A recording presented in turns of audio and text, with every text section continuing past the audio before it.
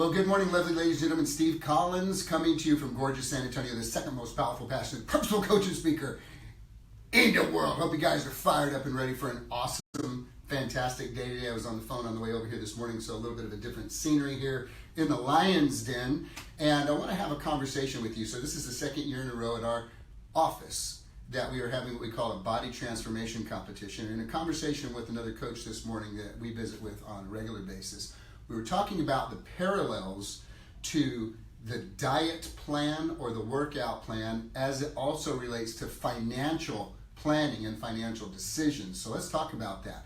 There's a mindset that says, I deserve it. Well, I deserve it. I've worked really hard. I deserve it. I worked out really hard at the gym this morning, so I deserve that Krispy Kreme. I deserve that dessert. I deserve that pizza. I deserve that beer. And the same thing with financial decisions. When you've really been grinding and working hard, being able to come to a place where you say, you know, I just deserve it. I need to buy that because I deserve it. I deserve it. I mean, I've earned that.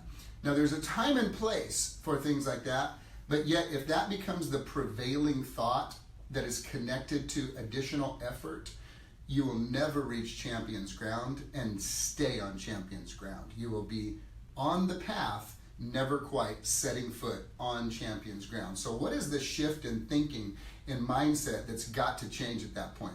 When I deserve it becomes, it's not worth it.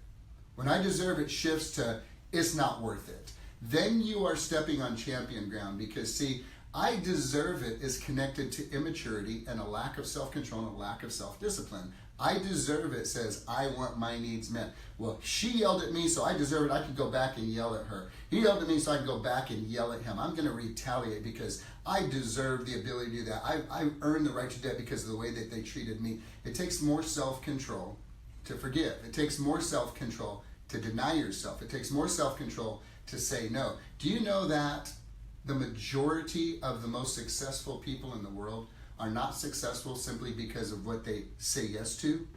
They're equally successful because of what they've learned to say no to.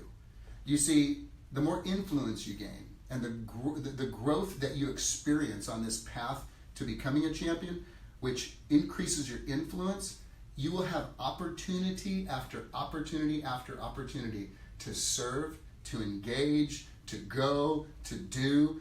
You will be requested. And if you don't know your priorities and you don't have a set priority, you will say yes to many things, no to hardly any, and you'll get burned out and you'll never truly perform. You've got to know what to say no to. It takes more strength to say no than it does to say yes. And that comes with a soft heart and thick skin to let people judge what they're going to judge. When you are clear and focused on what it is that you are intending to accomplish, there has got to be an equal balance of yes to this and no to that. When you say yes to this, what are you saying no to? You've got to be very clear on what that is. So I'm leaving you at this point today. In your eating, in your financial decisions, if you are thinking more along the lines of, you know, I deserve it, and less along the lines of, it's not worth it as it relates to my goal. It's not worth it in this moment. It's not worth it for this short-term pleasure. It's not worth it for this moment that could actually destroy your life. In some instances in relationships, it's not worth it versus I deserve it. When you can say it's not worth it instead of I deserve it more frequently, you, my friend, are stepping on the path of champions. Have a great day, guys.